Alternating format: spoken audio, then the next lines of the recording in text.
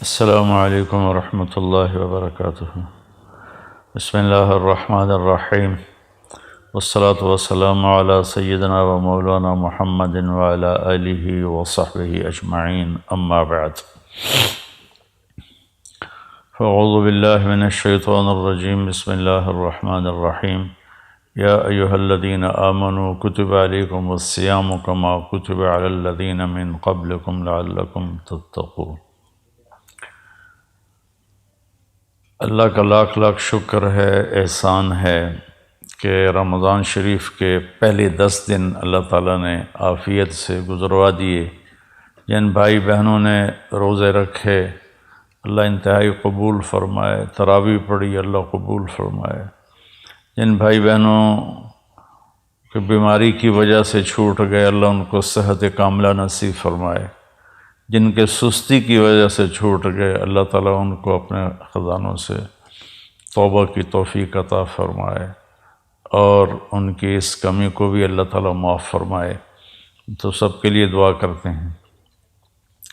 تو اللہ تعالیٰ نے رمضان المبارک کا مہینہ، علماء ایک جگہ میں نے پڑھا تھا، یہ حدیث تو نہیں ہے، ویسی بعض علماء کا قول ہے کہ رمضان المبارک کی 12 مہینوں میں وہ فضیلت اور انفرادیت ہے جیسے یوسف علیہ السلام کی 12 بھائیوں میں، یوسف سمیت 12 بنتے تھے، تو جیسے ان 12 بھائیوں میں یوسف علیہ السلام ایک نمایاں حیثیت رکھتے تھے، اسی طرح ان 12 مہینوں میں رمضان المبارک اپنی ایک انفرادی حیثیت رکھتا ہے کہ کتنی بڑی فضیلت کی بات ہے کہ جنت کے دروازے کھول دیے جاتے ہیں، جہنم کے دروازے بند کر دیے جاتے ہیں، اللہ کا عرش پہلے آسمان پر آ جاتا ہے اور پکار ہوتی ہے، کوئی مانگنے والا ہے، کوئی توبہ کرنے والا ہے، کوئی بخشش چاہنے والا ہے، اور ایک فرشتہ پکارتا ہے نیکی کے چاہنے والے آگے بڑھ،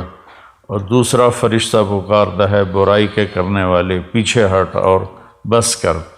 اللہ نے اس رمضان کی ایک اور بھی بڑی خوبصورت فضیلت رکھی ہے کہ اس میں جس کا انتقال ہو جائے، دوزخ کے دروازے تو بند ہیں اور قبر میں حساب بھی نہیں ہوتا، منکر نکیر بھی نہیں آتے، اگر وہ ایمان پہ اس کا خاتمہ ہوا ہے تو وہ کتنا ہی ہماری نظر میں غلط آدمی ہو لیکن اللہ کے ہاں اس کی بخشش ہو جاتی ہے۔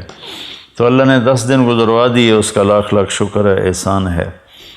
باقی 20 دن ہیں، اور پہلا جو 10 دن ہوتے ہیں وہ رحمت کے ہوتے ہیں، اور دوسرے 10 دن وہ بخشش کے ہوتے ہیں، اور تیسرے جو 10 دن ہیں وہ جہنم سے خلاصی اور جہنم سے نجات کے ہوتے ہیں۔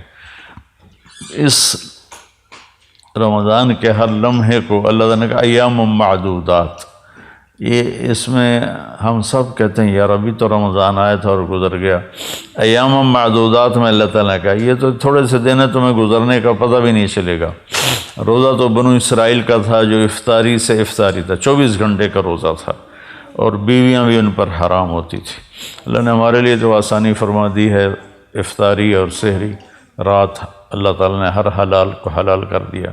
تو میرے بھائی بہنوں، میرے عزیزوں، میرے پاکستانی بہن بھائیوں، میں پوری امت مسلمہ سے بات کرنے کی نیت کرتا ہوں کہ ہر آنے والا دن ہماری زندگی کو کاٹ کے لے جا رہا ہے اور ہم تیزی سے اللہ کی طرف بڑھ رہے ہیں۔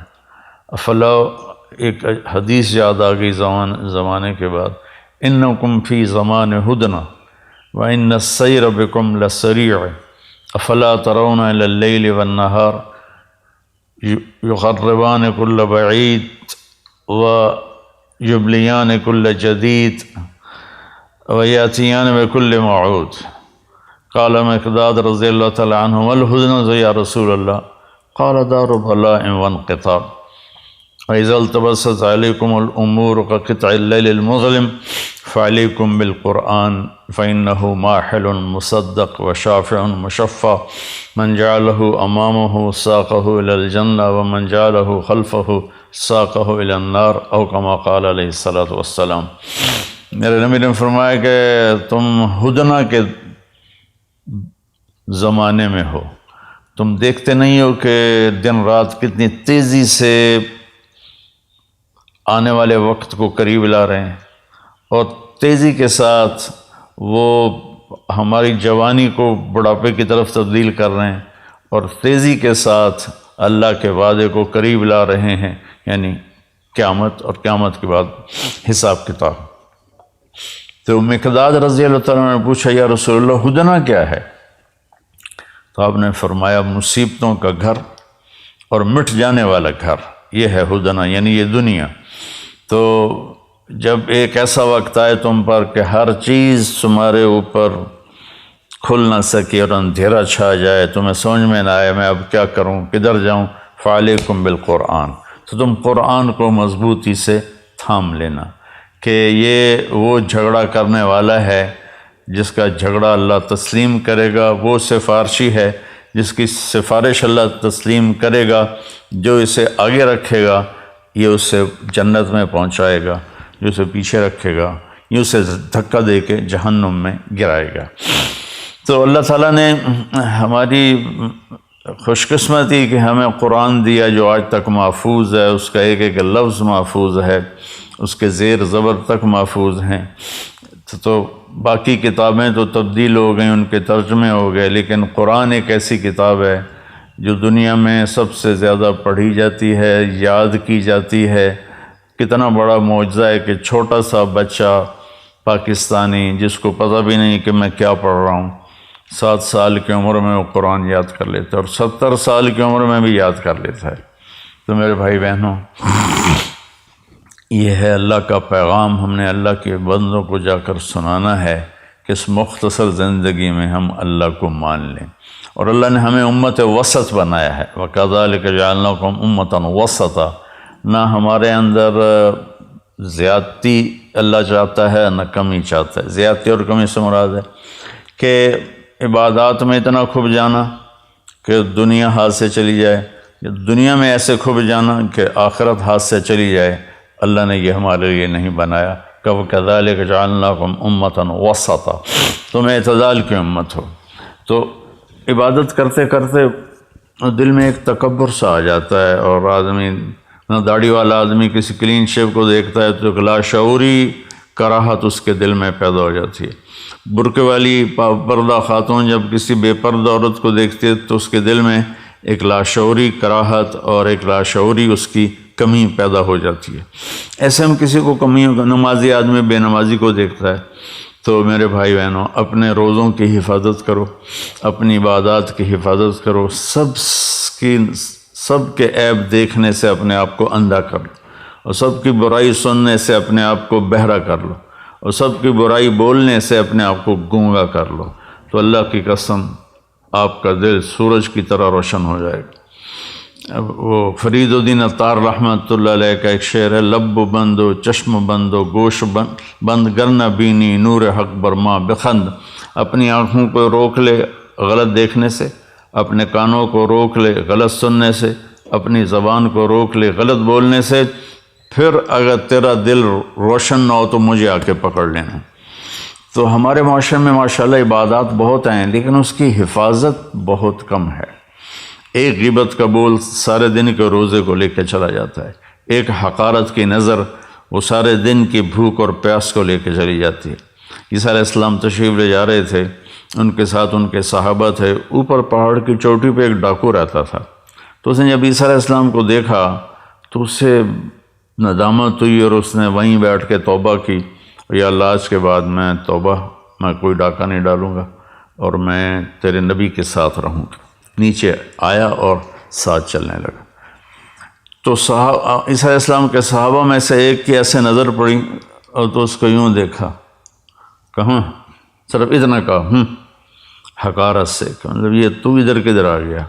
تو اس وقت جبریل اترے اور انہوں نے کہا کہ اے روح اللہ، اللہ تعالیٰ فرما رہے ہیں آپ کے پیچھے 2 آدمی ہیں، ایک آپ کا صحابی ہے اور ایک میرا بندہ ہے گناہ گار۔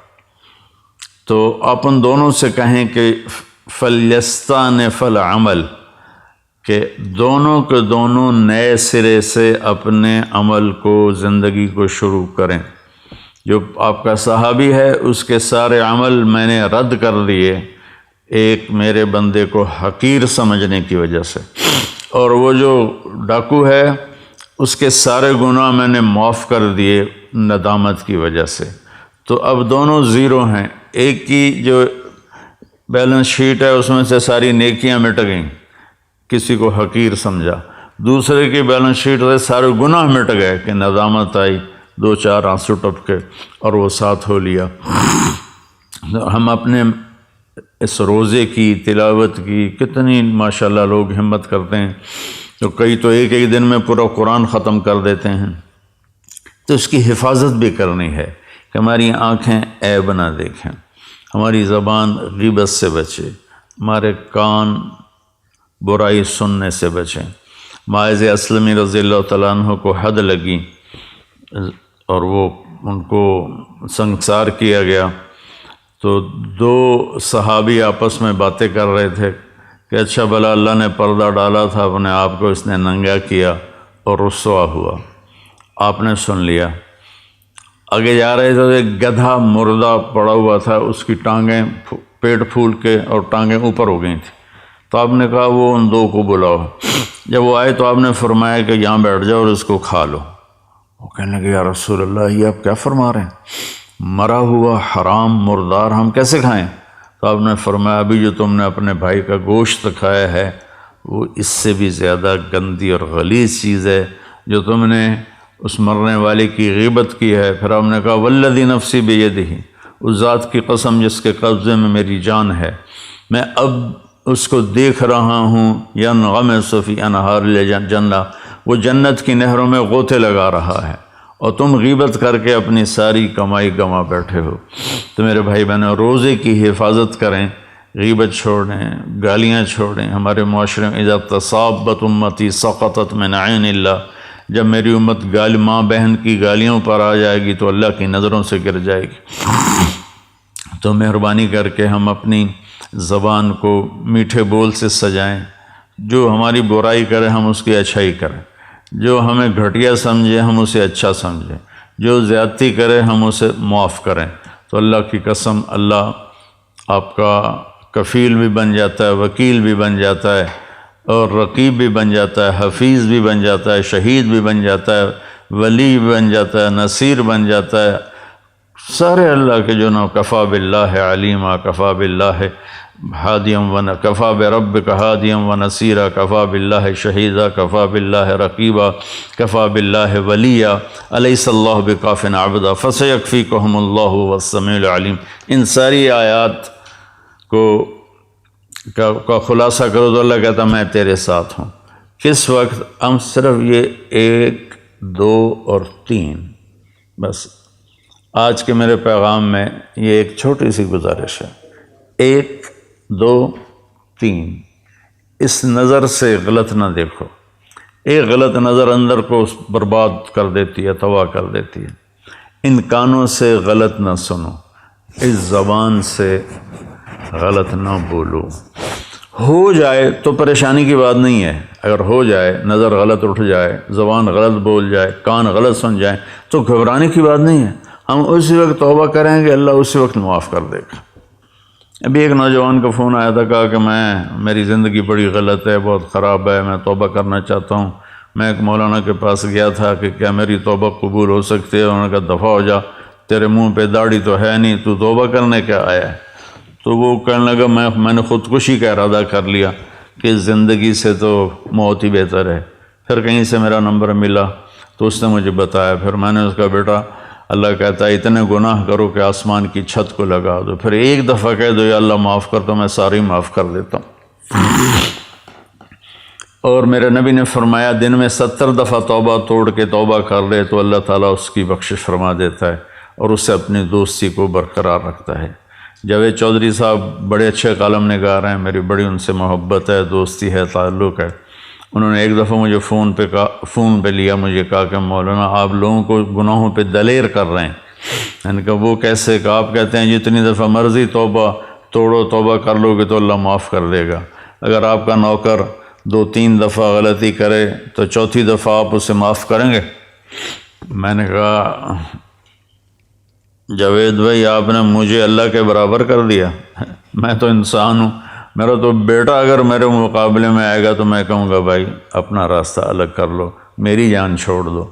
وہ اللہ ہے، اللہ جو اپنی زبان سے کہہ رہا ہے کہ تمہارے اتنے گناہ ہوں۔ عرفات کے میدان میں جب آدمی پہنچتے ہیں تو اللہ کہتا ہے اتنے گناہ لاؤ جتنے بارش کے قطرے، اتنے گناہ لاؤ جتنے درختوں کے پتے، اور اتنے گناہ لاؤ جتنے ریت کے ذرے، اور اتنے گناہ لاؤ جتنے جس دن دنیا پیدا کی تھی اس سے آج تک جتنے دن اور رات آئے اتنے گناہ لے کر آؤ۔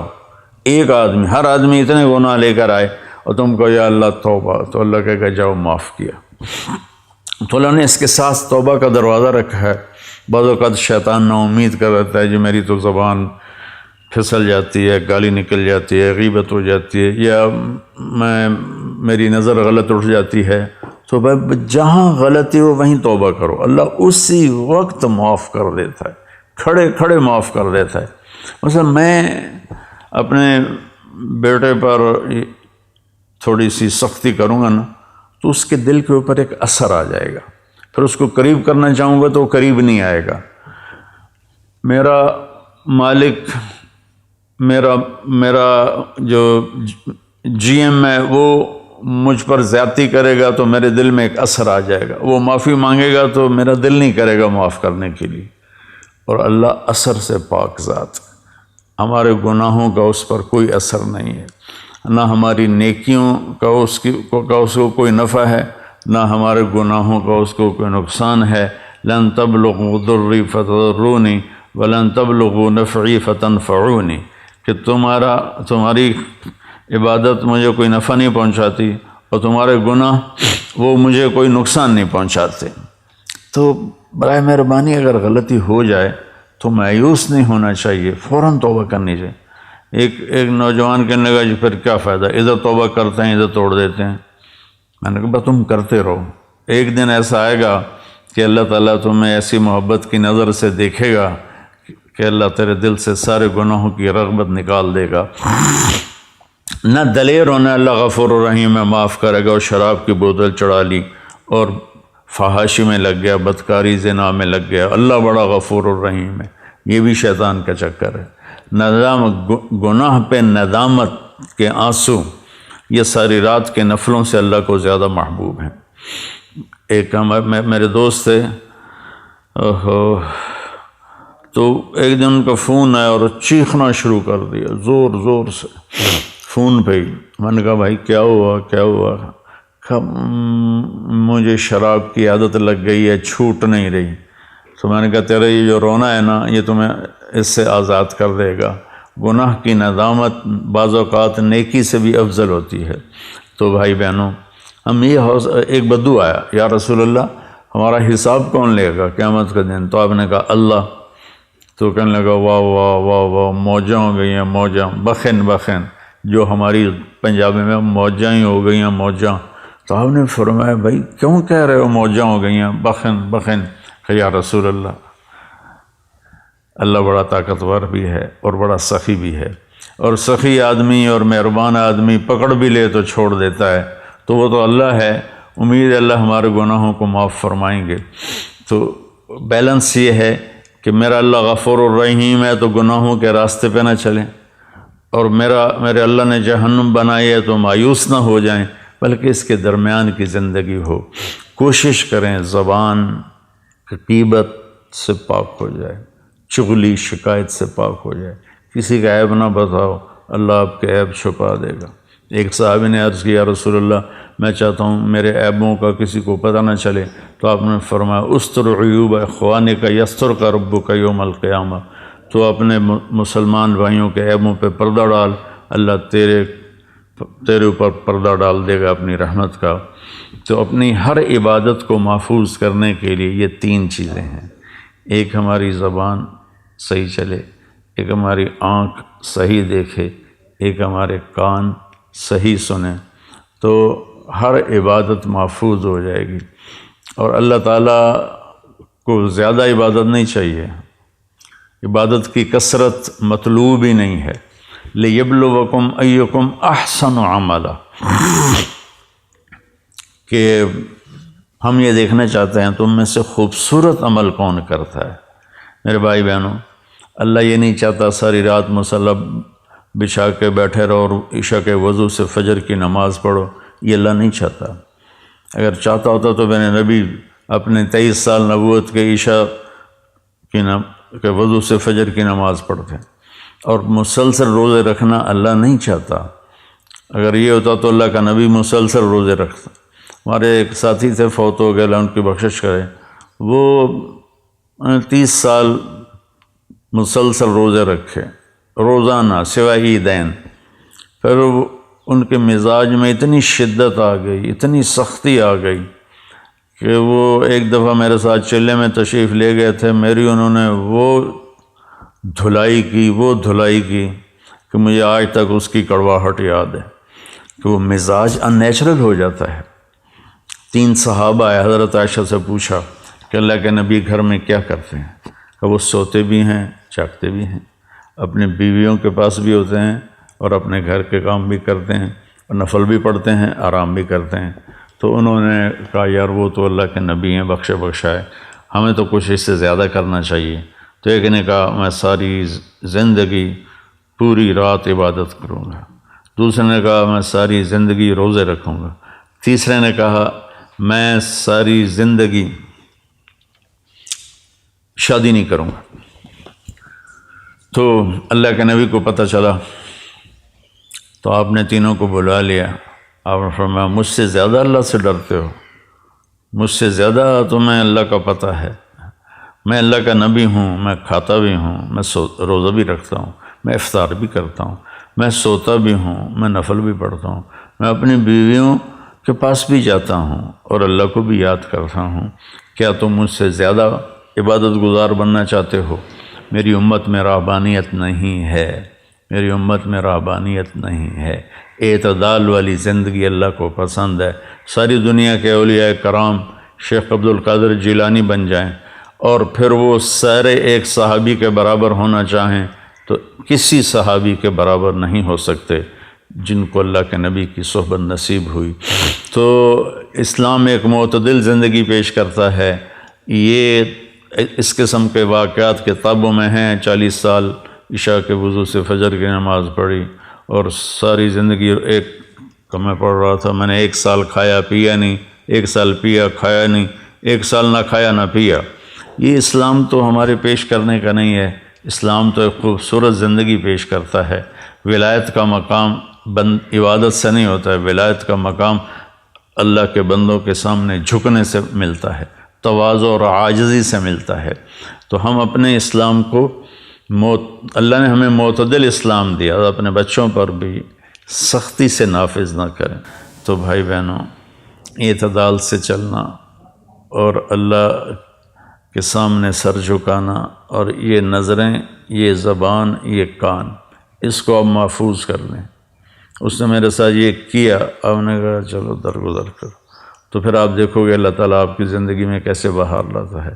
السلام علیکم۔